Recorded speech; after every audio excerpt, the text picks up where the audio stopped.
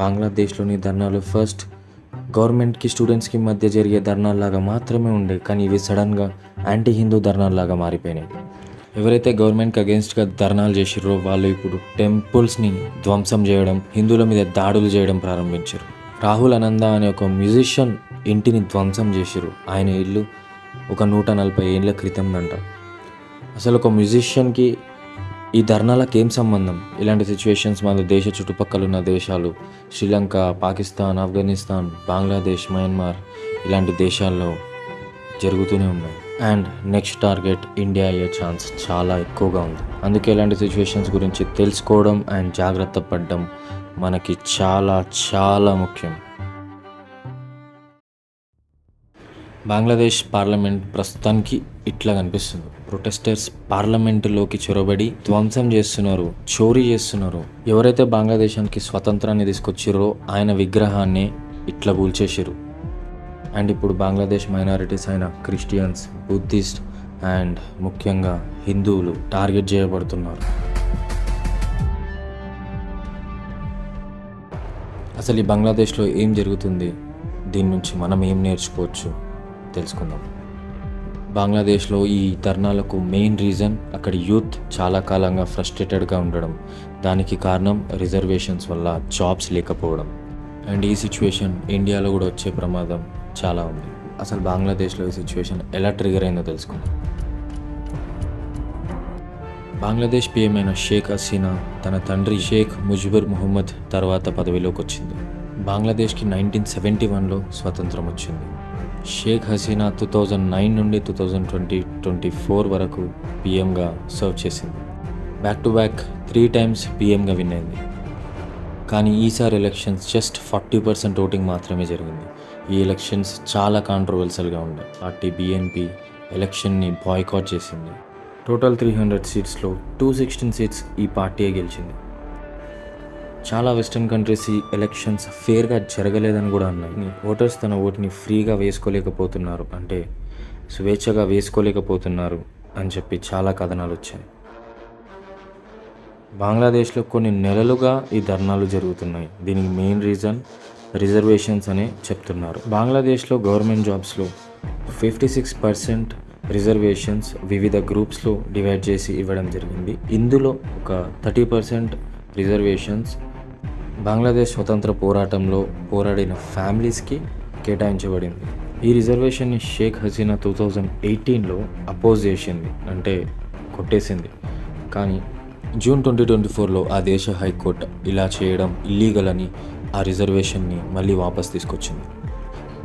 So అక్కడున్న students దీన్ని వ్యతిరేకిస్తూ ఈ రిజర్వేషన్స్ వల్ల మాకు జాబ్స్ వస్తలేవు అని చెప్పి ధర్నాలు స్టార్ట్ చేసినారు. ఈ మొత్తం సిచ్యువేషన్లో పీఎం షేక్ హసీనా ఒక పెద్ద తప్పు చేసేసింది.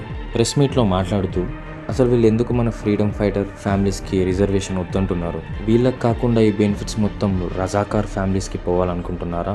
అసలు రజాకార్స్కి బంగ్లాదేశ్కి కనెక్షన్ ఏంటంటే, బంగ్లాదేశ్ లిబరేషన్ వార్లో పాకిస్తాన్కి సపోర్ట్గా బంగ్లాదేశ్కి వ్యతిరేకంగా పోరాడిన వాళ్ళు. ఈ మాటలు ప్రొటెస్టర్స్ని రెచ్చగొట్టేసినాయి. వాళ్ళు అదుపు తప్పి మరీ ప్రవర్తించడం మొదలుపెట్టారు. మెల్లిగా ఇది కంట్రోల్ తప్పిపోయింది. ఆర్మీ కూడా కంట్రోల్ చేయలేక పీఎం షేక్ హసీనా 45 నిమిషాల లోపల దేశాన్ని వదిలేసి పారిపోమని చెప్పింది. ఇలా జరగడం బంగ్లాదేశ్లో ఇదేం ఫస్ట్ టైం కాదు. మనం బంగ్లాదేశ్ చరిత్ర చూస్తే 1971లో ఈస్ట్ పాకిస్తాన్ నుంచి బంగ్లాదేశ్ ఏర్పడింది. 1975లో మొట్టమొదటి ప్రధాని షేక్ ముజిబుర్ రెహమాన్ అండ్ ఆయన ఫ్యామిలీ హత్య చేయబడింది. అండ్ బంగ్లాదేశ్కి స్వతంత్రం ఈయన వల్లే వచ్చింది. దీని తర్వాత జనరల్ జియార్ రెహమాన్ పవర్లోకి వచ్చిండు. 1981లో ఈయన కూడా హత్య చేయబడ్డాడు. 1982లో మళ్ళీ రెహమాన్ సక్సెసర్ అయిన అబ్దుల్ సత్తర్ని కూడా హత్య చేశారు.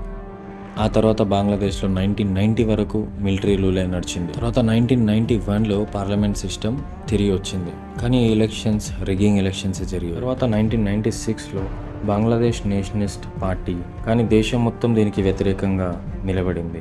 ఎందుకంటే 300లో 278 సీట్లు ఈ పార్టీ గెలిచింది.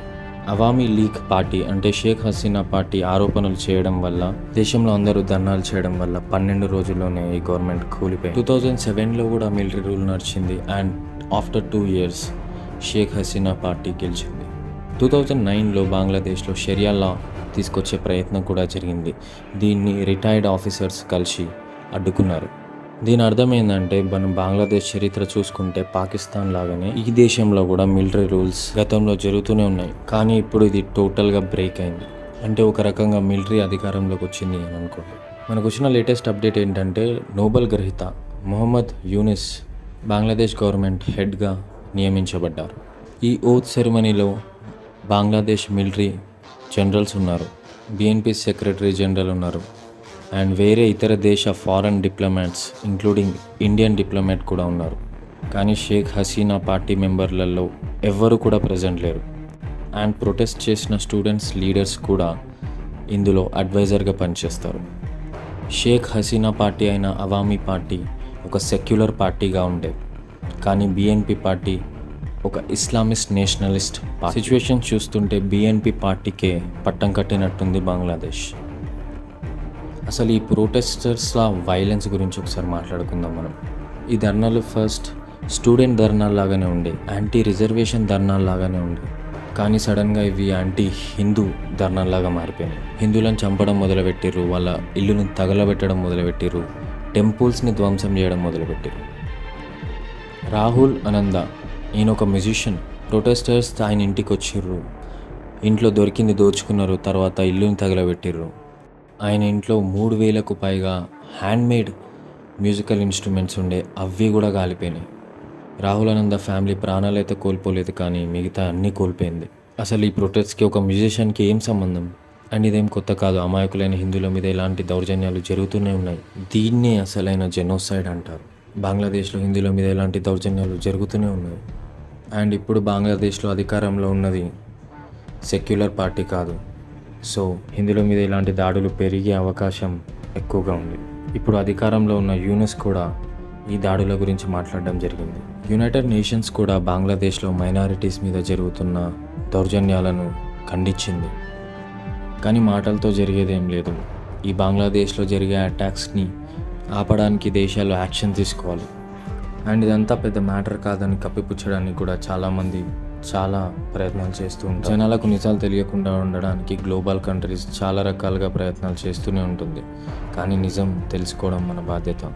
ఒక దేశంలో జరిగే ధర్నాలు గొడవలకు మరో ఏదో దేశం సహాయం సూచనలు ఉండడం చాలా కామన్. వీళ్ళు నిజాన్ని కప్పిపుచ్చడానికి, బయటపడిన నిజాన్ని చాలా చిన్నదిగా చేసి చూపించడానికి రకరకాల ప్రయత్నాలు చేస్తూనే ఉంటారు. కానీ మనం నిజం తెలుసుకోవాలి. అండ్ ఈ నిజం మీ వరకు తీసుకురావడం వల్ల నాకు ఫరక్ పడుతుంది.